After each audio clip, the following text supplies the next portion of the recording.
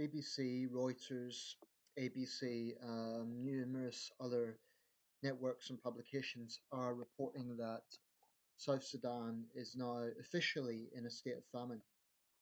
And this is significant because it's the first time anywhere in the world in 6 years there has been a famine formally declared. The last big one was in Somalia, the Horn of Africa, but especially in Somalia in 2011. And that year, it had it had a devastating impact. Some sources suggest as many as a quarter of a million people perished in that famine, which makes it even worse than the 1992 Somalia famine. Food shortage is obviously nothing new for the continent of Africa.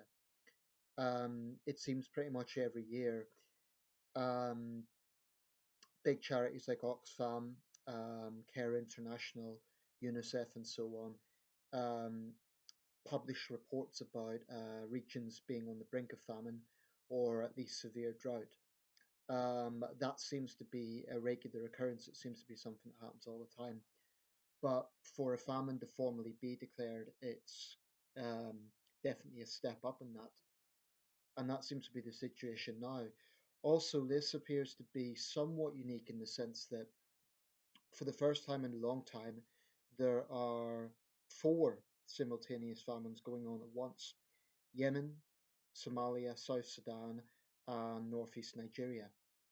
Um, it's very difficult to tell on a global scale if the situation is getting better or worse. Because on one hand, if we look at the global situation, the number of people who have went from extreme poverty to middle range has actually significantly increased from the 1990s level. I remember this in a National Geographic report when the world hit 7 billion people. So, in that sense, there's some reasons for optimism. But with an increasing population, it also means that the total number of people in absolute poverty is actually de facto higher than ever before. So, maybe the proportion isn't, but the actual numbers are. But clearly, what's happening in South Sudan at this particular moment is the definition of a famine. Um, just to give a little bit of history, the region has obviously had a long history of this. South Sudan is the world's newest country, and in its brief 6 year history, it's been wrecked by civil war for over half that time, breaking out in late 2013 between President Salva Kiir and Riek Machar. So what we're seeing really is, in a sense, history repeating itself. It's the same as what happened in Ethiopia in the mid 80s. It's the same as what happened in Somalia in the early 90s and then again in 2011, and in Sudan, as it was then one unified country in 1998. These are well known famines. Other lesser known famines are the 1973 Ethiopia famine, the 1958 Ethiopia famine, um, the mid 2000s Niger food shortage, the Sahel food shortage of 2010. So there's a long, long list of these devastating events supposedly repeating themselves. Um, this war has already killed at least 50,000 people. Some sources put the toll as high as 300,000. It's very difficult to tell. One characteristic of modern war, especially in Africa, is that a lot of deaths don't necessarily come from violence, although violence is part of the equation, but from severe malnutrition and excess mortality that wouldn't otherwise be there. A glaring example of this is the Democratic Republic of Congo. Between 1998 and 2003, millions literally died, making it the deadliest conflict since World War II, even surpassing Vietnam, even surpassing Korea. It was, in fact, the deadliest conflict in terms of mortality since World War II. However, most of those deaths were not violent, like battlefield deaths or massacres, although that's certainly part of it, but from malnutrition brought about by the effects of war. In other words, people who would have had, if not access to healthcare, at least a situation where the war circumstances of the country, the breakdown in structure, didn't impact that.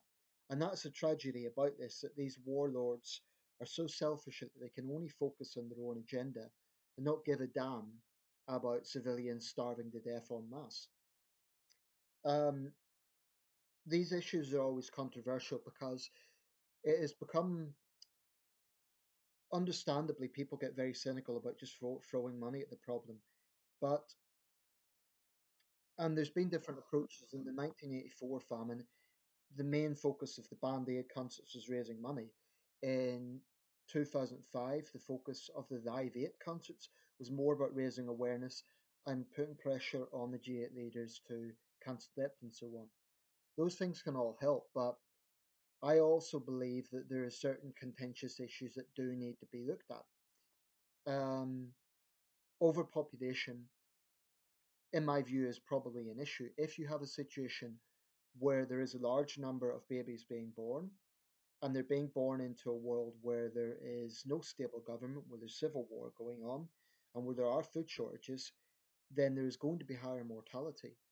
And I think we have to be honest about some of these problems because there is cultural issues here about large family sizes, being honourable for the family, and so on. You know, there's a lot of issues. There's no simple fix to these problems. But I do think that every issue needs to be looked at, and it can't be a case of that can't be discussed because it might seem to be politically incorrect. It might seem to be, um, I don't know, Western colonial mindset. I think where there is a problem, the problem needs to be named.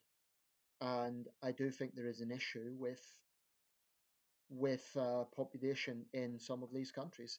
I mean, the projection for a country like Uganda is that at the moment it has about 35 to 40 million people. In just a few decades, Uganda could actually hit 200 million people. Just a few decades.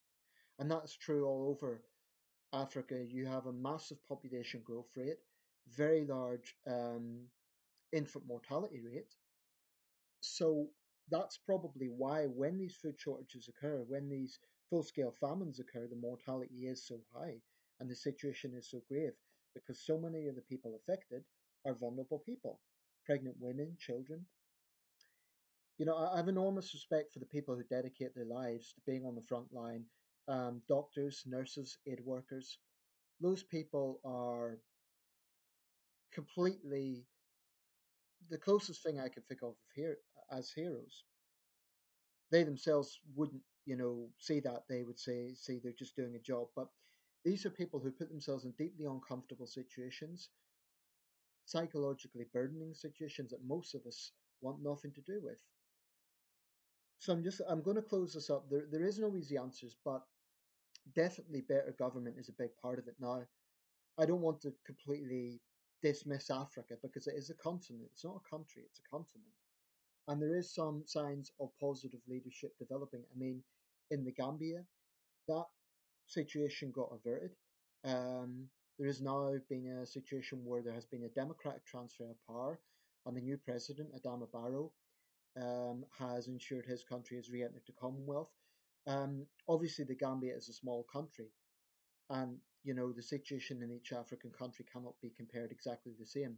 But when it comes to famine and food shortage, it does tend to be certain things go hand in hand. Definitely, when a country is in a state of war, it exacerbates the situation, and not just within Africa. That could be seen now in Yemen. I believe we can play a role by simply putting a halt to arming Saudi Arabia. I really do believe that would put pressure on the Saudis to stop their merciless bombardment. Um, I mean, what's happening in Yemen is appalling. It really is. The toll from the war itself is about 10,000, but the famine that is going on there is like something that, you know, it looks like the way the famines in Ethiopia and Somalia were. So it's hard to imagine when we have the comfort when, you know, you you're in the comfort of a developed country. It's hard to comprehend to think such mass death, and yet this is happening in our world. And it's nothing to do with food shortage. It's to do with how food supplies are managed. And I do believe it's to do with government. Now, Salva Kiir and Riek Machar are going to blame each other for the conflict.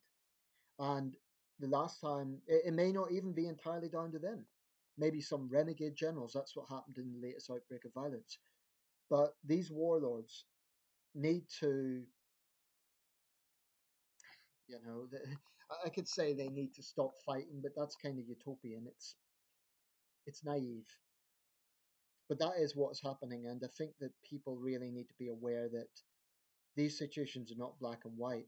And I don't go along with just blaming Western countries for these problems because sometimes it really does come down to core issues on the ground. I think Western countries can help by encouraging, promoting democracy, stable government, and advocating peace processes, and yeah, cancelling debt.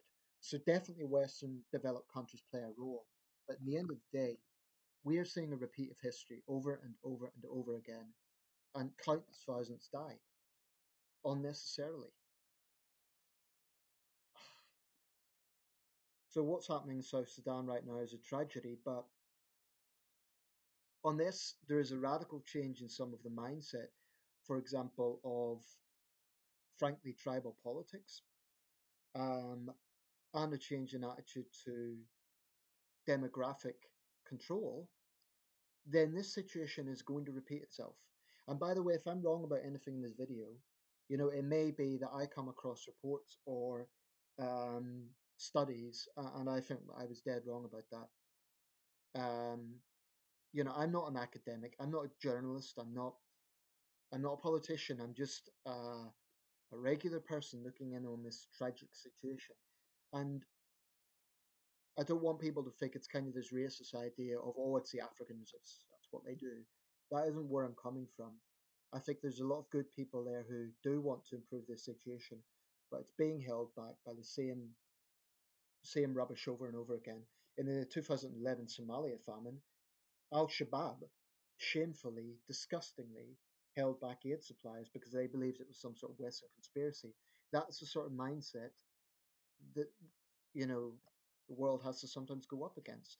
Definitely, religion, I believe, plays a largely negative role.